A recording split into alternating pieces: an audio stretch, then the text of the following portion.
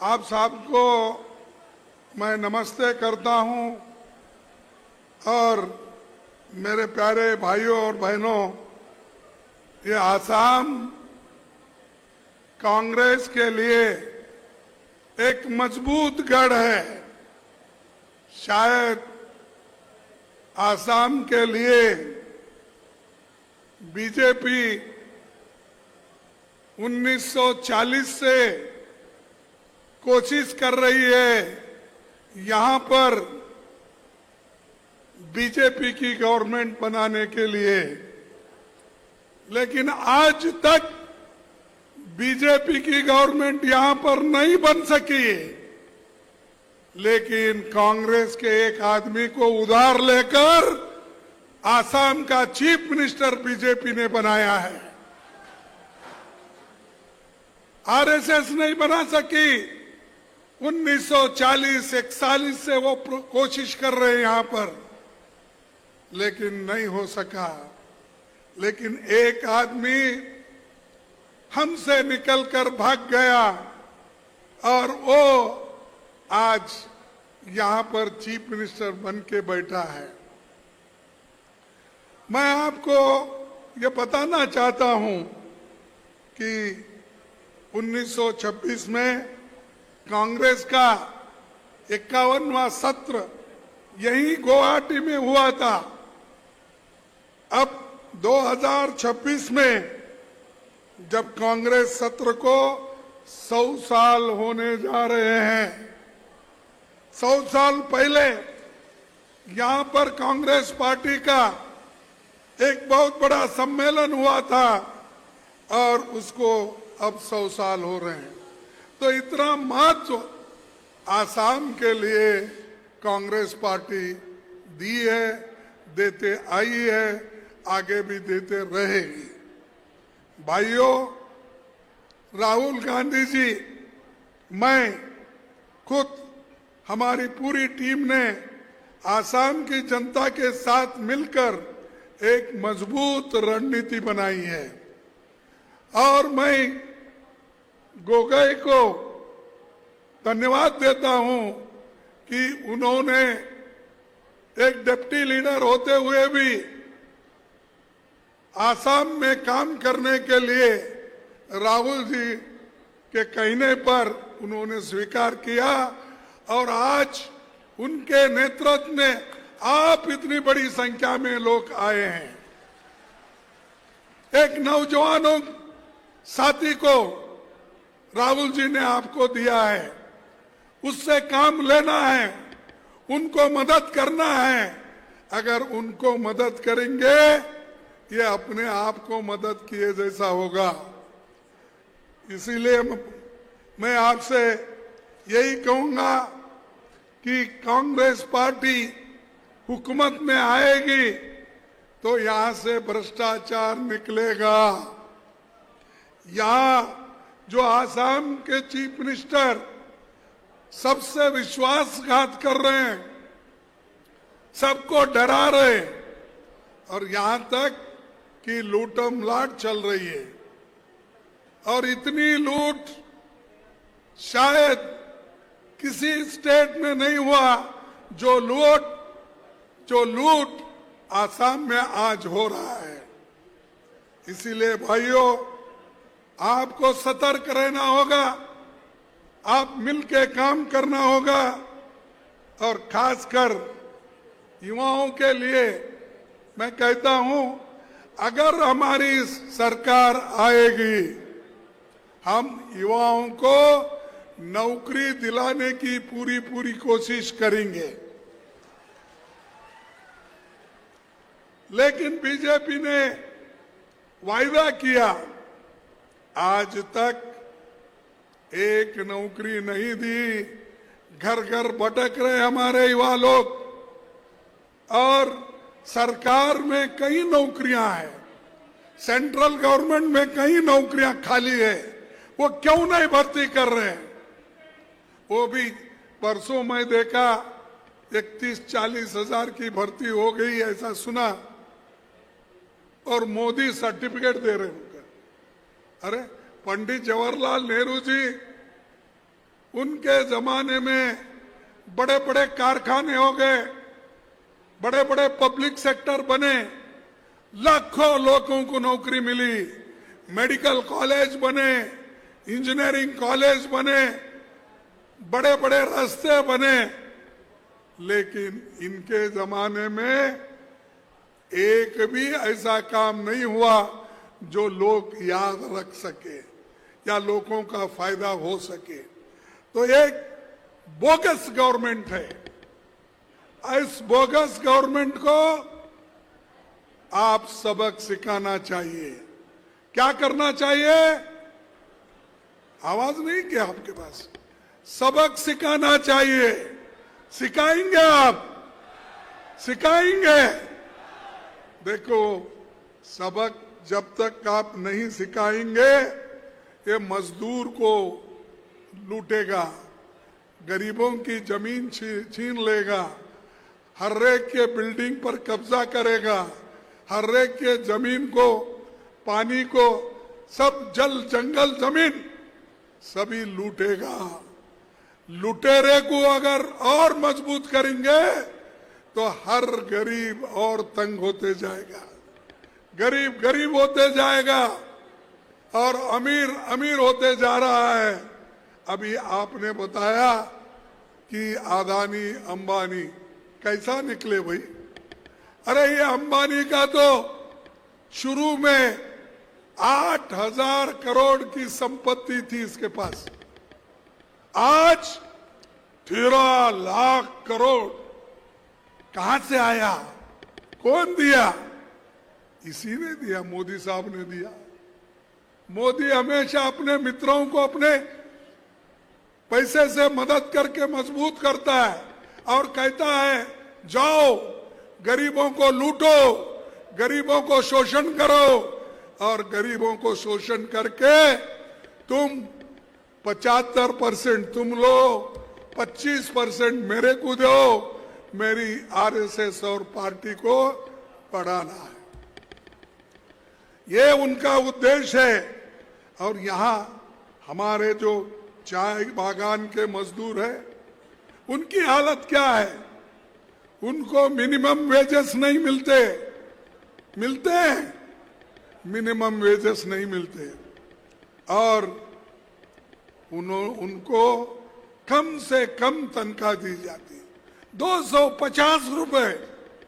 जिस जगह उनका डिमांड है 350 से 400 रुपए मांगे, लेकिन उधर उनका ध्यान नहीं है, चीफ मिनिस्टर का ध्यान नहीं। और चीफ मिनिस्टर अपने आप को इस देश का, आसाम का बादशाह मानता है, शहंशाह मानता है। अरे भाई, जब तक लोग डेमोक्रेसी में आपको वोट देते रहेंगे तभी तो आप चीफ मिनिस्टर रहेंगे। लेकिन गलती से आपको वोट मिले, चोरी कर ली और आप आज चीफ मिनिस्टर बन के बैठे हैं, लेकिन जो वोट दिए उनका गला काट रहे हैं। ये ऐसे लोग हैं, बीजेपी, आरएसएस और हमारे क्या चीफ मिनिस्टर का नाम, हेमंत, ये काम कर रहे हैं। तो भाइयों, आज जो मिनिमम वेजेस का है ये भी उन्होंने नहीं कर रहे, और लेबर कोड जो गरीबों के लिए थे वो लेबर कोड भी इन्होंने, मोदी जी ने उस 4 जितने भी कोड थे 30-40 वो सभी को मिला के 4 को कोड कर दिए। सबको डराते हैं और खासकर प्रेस वालों को भी डराते हैं, मीडिया को डराते हैं, चैनल को डराते हैं। अगर कोई लिखने वाला है, प्रेस जर्नलिस्ट, उसको भी डराते हैं। और सभी लोग, चंद लोग डरते हैं, चंद लोग डरते नहीं।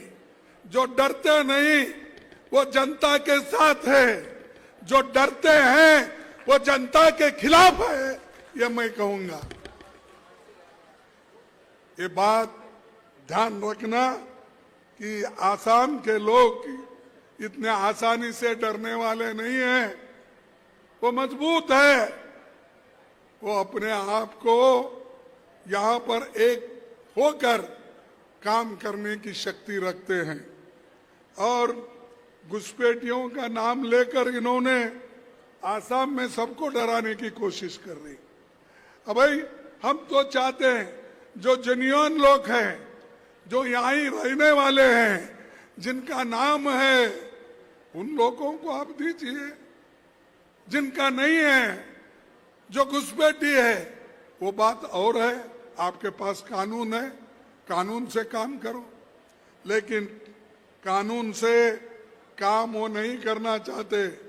ये दोनों डबल इंजन बोलते ना, वो यूपी में बहुत बोलता है योगी, हमारे योगी जी, वो हमेशा यूपी में डबल इंजन सरकार। कौन डबल इंजन? एक योगी की सरकार यूपी की और एक मोदी की सरकार केंद्र में। और यहाँ वो देखकर या हेमंत भी यही शुरू किया है, ये डबल इंजन की सरकार आसाम में बहुत काम कर रही है। कहाँ काम कर रहे भाई? हम देखे, तुम तो केंद्र में भी तुम्हारी सरकार है ना।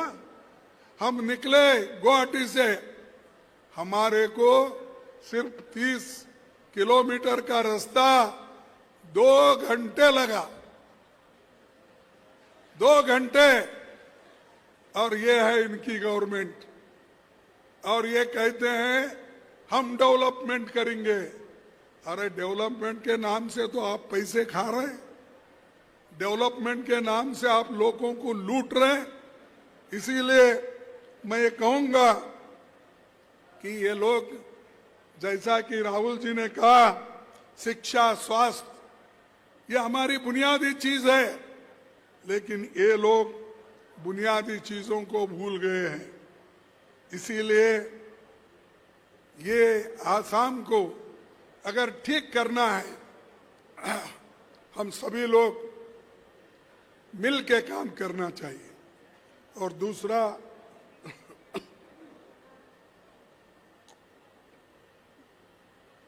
मैं आपको एक बात बताना चाहता हूं। राज्य में, आसाम में, आसाम के लोगों के ऊपर 2 लाख करोड़ रुपए का कर्जा है। 2 लाख करोड़, इतना कर्जा इन्होंने 10 साल में बना के रखा है। और ऊपर से बोलते डेवलपमेंट हो रहा है। अगर डेवलपमेंट हो रहा है, पैसे आपके पास है, तो क्यों 2 लाख करोड़ रुपए का यहां पर इतना कर्जा है? वो कर्जा आपको फेडना होगा, आपके सरकार सर पे वो आएगा। ये सब इन्होंने किया है। लेकिन मैं आपको यही कहूंगा कि आप लोग मजबूती से रहो। और जो इन्होंने बुलडोजर लगाया, इविक्शन ड्राइव कराया, पिछले सप्ताह दुबरी में 2000 परिवारों के घरों को बुलडोजर लगाकर तोड़ दिया। लेकिन उनको याद रखना चाहिए, आने वाली कांग्रेस की सरकार जिन जिन लोगों के घर इन्होंने तोड़ा, उनको हम बना के देंगे और उनको मदद करेंगे। और तुमको कहां भेजेंगे हम? जो गलत काम किए उनको कहां भेजना चाहिए? जेल। इसीलिए इन्हों जेल का रास्ता, अब जेल अच्छे कर लो पहले ही, क्योंकि उसमें रहना है आपको।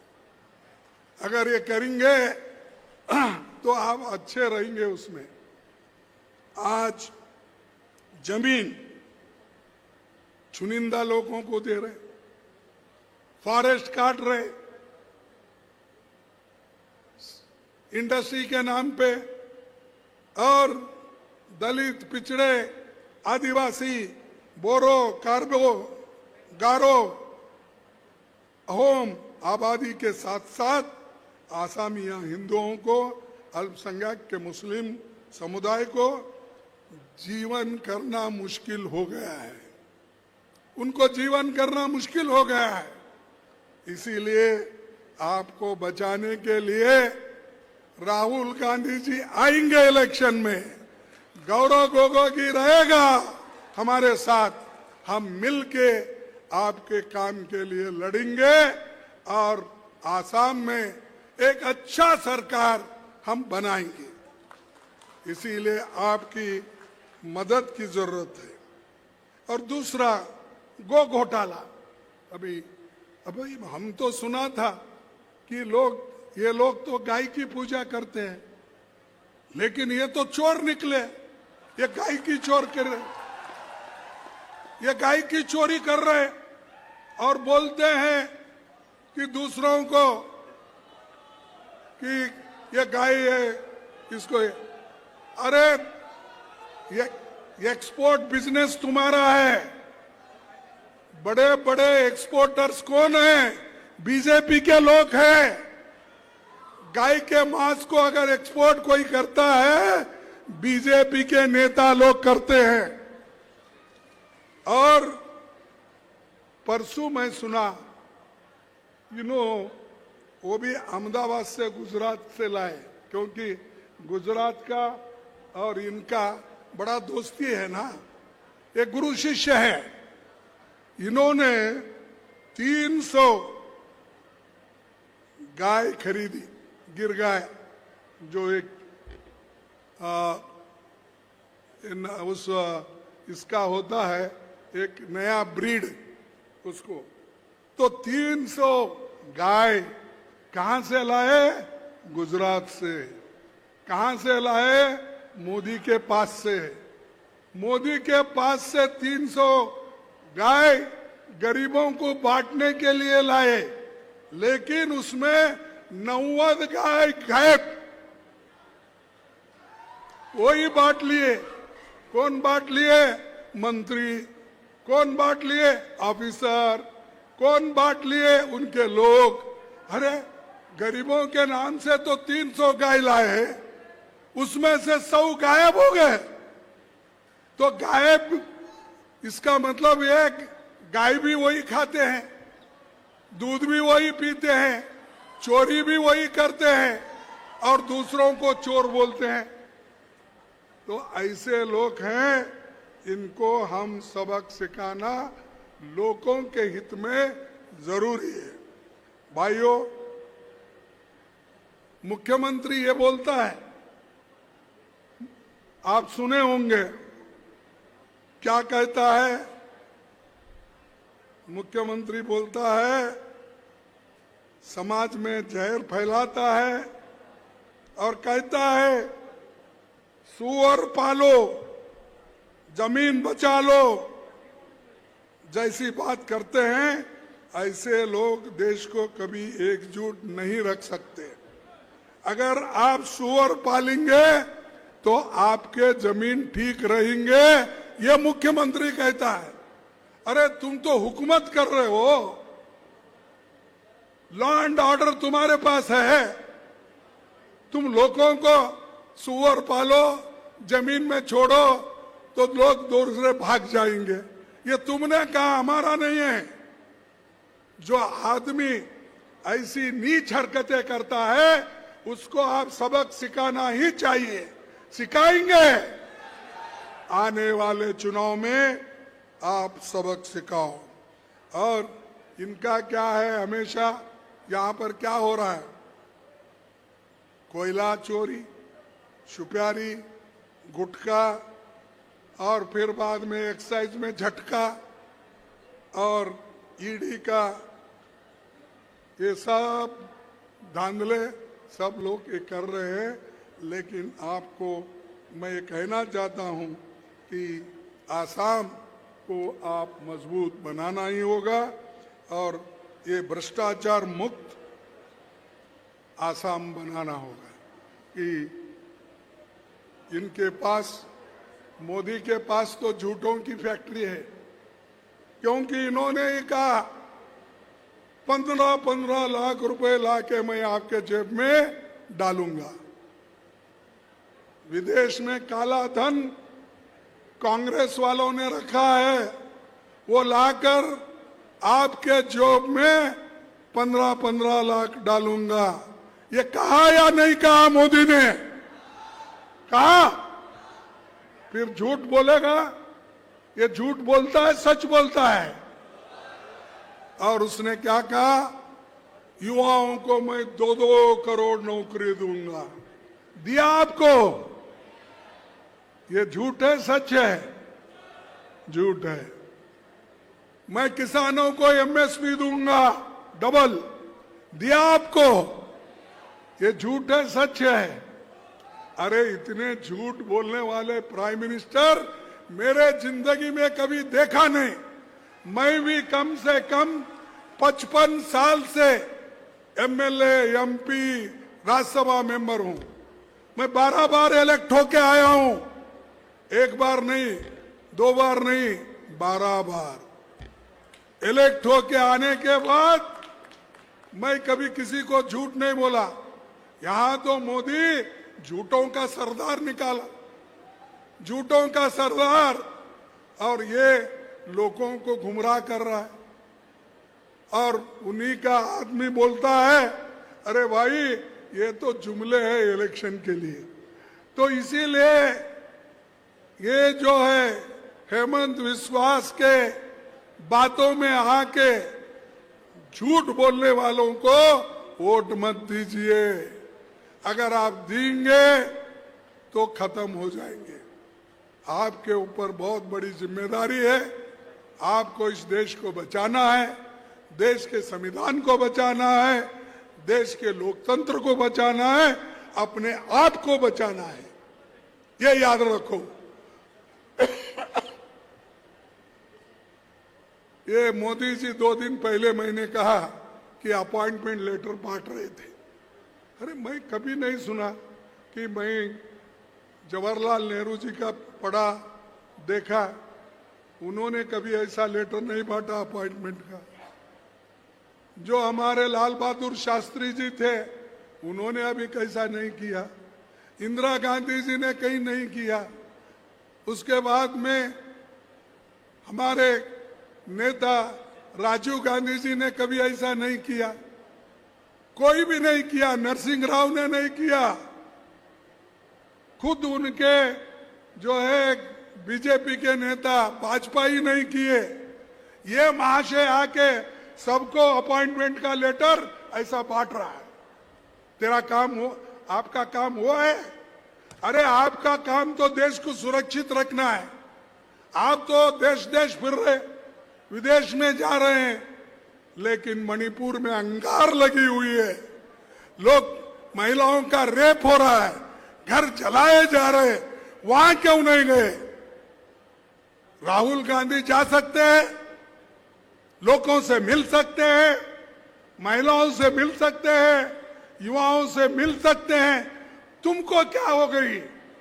तुम मणिपुर नहीं जाते और पाकिस्तान जाके गले मिलते, चाइना वालों के साथ झूले में खेलते, और जितने भी अवार्ड है, छोटे मोटे अवार्ड भी, कई म्युनिसिपैलिटी उनको बुलाकर बोलेगी आपको एक हम अवार्ड देने वाले लाइफ अचीवमेंट का, तो वहां भी जाएंगे। वो सिर्फ 5 दिन हर जगह घूमे, हर राष्ट्र। क्यों भाई, आपको वक्त नहीं मिला 2 घंटे का मणिपुर जाने के लिए? तो ये ऐसी नौबत है, ये देश को कभी सुरक्षित नहीं रखेंगे। आज धीरे धीरे देश में, देखो मैं नहीं बोला, भारत अब विश्व के उन शीर्ष देशों में गिना जा रहा है जहां समानता का स्तर सबसे अधिक है। ये मेरे शब्द नहीं है, ये मोदी जी के हैं। क्या कहा? भारत अब विश्व के उन शीर्ष देशों में गिना जा रहा है जहां समानता का स्तर सबसे अधिक है। उनका दोस्त, उनका सीनियर 7 जुलाई को नितिन गडकरी कहता है, धीरे धीरे देश में गरीबों की संख्या बढ़ रही है। ये मेरा नहीं, उनका ही है, आप पढ़े होंगे। क्या कहा? धीरे धीरे देश में गरीबों की संख्या बढ़ रही है और धन कुछ अमीर लोगों के हाथों में केंद्रित होता जा रहा है। ये नहीं होना चाहिए। अरे ये आरएसएस का आदमी है गडकरी, ये बीजेपी का आदमी है, आपके मंत्रिमंडल में है, वही आदमी ये कह रहा है।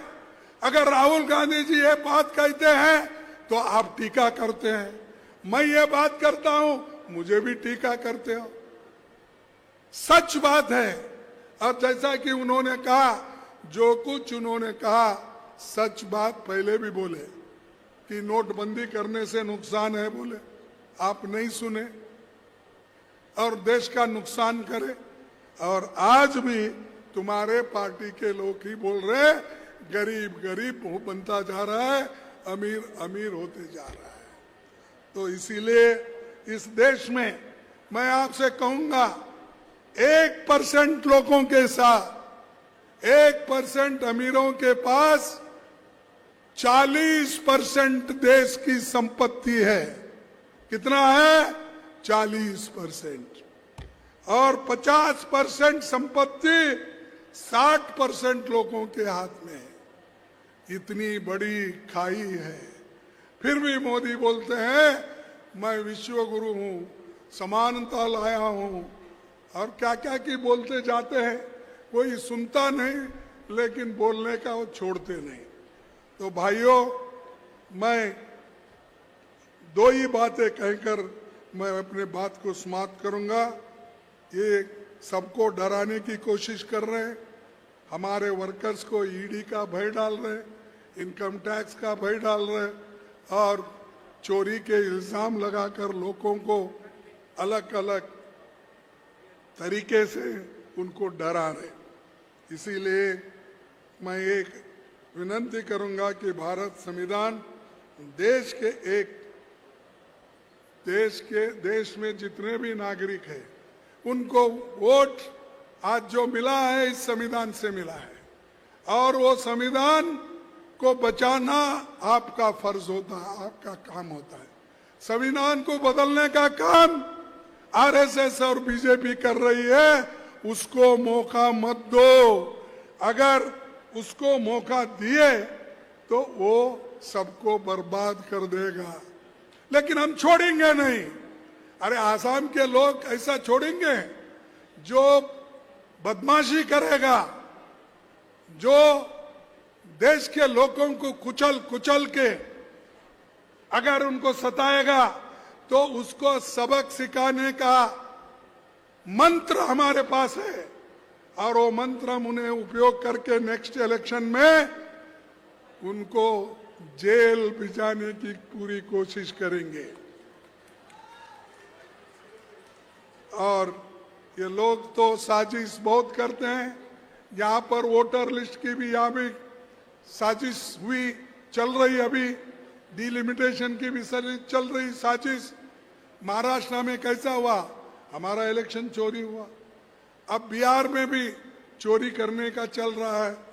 तो इन चोरों को हमको दूर रखना चाहिए।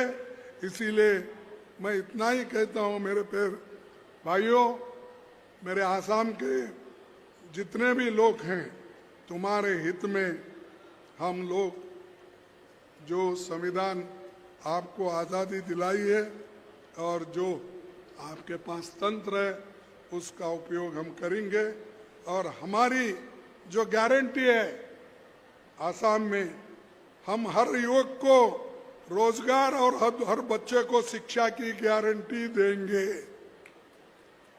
मैं और एक बार पढ़ता हूं, अगर आपको सुने, हम हर युवाओं को रोजगार और हर बच्चे को शिक्षा की गारंटी देंगे, जैसा हमने हिमाचल प्रदेश में किया, जैसा हमने कर्नाटक में किया, जैसा हमने तेलंगाना में किया। हमने जो गारंटी की बात बोली थी, राहुल जी ने जो गारंटी की बात कही थी, उसको निभाने वाले अगर कोई है तो कांग्रेस पार्टी है, आप हैं, दूसरे कोई कुछ नहीं कर सकते। इसीलिए हर युवा को रोजगार, हर बच्चे को शिक्षा, ये तो गारंटी। चाय बागवान को करीब उनकी मजदूरी का पूरा हम बीड़ा उठाएंगे और मैक्सिमम उनको वेजेस दिलाने की कोशिश भी हम करेंगे। और भविष्य में हमारा जो आरक्षण है, ये आरक्षण को भी हम मजबूती के साथ रखेंगे। मैं ये खास करके दलित कम्युनिटी से कहूंगा, क्योंकि मैं खुद दलित कम्युनिटी से आता हूं और एससी, एसटी, ओबीसी से कहूंगा, भाइयों, अगर आप सतर्क नहीं रहेंगे, आपके रिजर्वेशन को भी वो लोग छीन लेंगे। तो मजबूत रहो, डरो मत। आजादी की बात भी अगर शेड्यूल कास्ट डरता है तो डरपुक है, वो मर जाता है। शेड्यूल ट्राइब को जान मिली है संविधान से, अगर वो भी अभी भी डरता है ऊपर वालों को या बड़े बड़े लोगों को, तो तुम कहीं के भी नहीं रहेंगे। तो इसलिए आप लोग डरना, मजबूती से काम करो और हम हमेशा आपके साथ है। पूरी पार्टी हमारी साथ है, राहुल जी साथ है, हम हैं, गोगोई है, अपोजिशन लीडर, जितने भी, मैं एक का नाम नहीं लेता, हम सब मिलके काम करते हैं, मिलके लड़ते हैं, मिलके सरकार को लाते हैं। इतना कह के मैं अपने भाषण को समाप्त करूंगा। एक दो स्लोगन मैं बोलूंगा, आपको भी आवाज देना होगा। जय हिंद। क्या यारो, कुछ पीछे के लोग भी नहीं बोल रहे। जय हिंद, जय हिंद, जय कांग्रेस, जय कांग्रेस, जय कांग्रेस, जय आसाम, जय आसाम, जय आसाम। और बोलो, हम सब एक रहेंगे, हम सब एक रहेंगे। बस ये कहते हुए मेरे 4 शब्द को समाप्त करता हूं। आप सभी को धन्यवाद। और ये मीटिंग अच्छी हो गई। उन जो ऑर्गेनाइज किए उन सभी नेताओं को मैं धन्यवाद करता हूं। नमस्कार।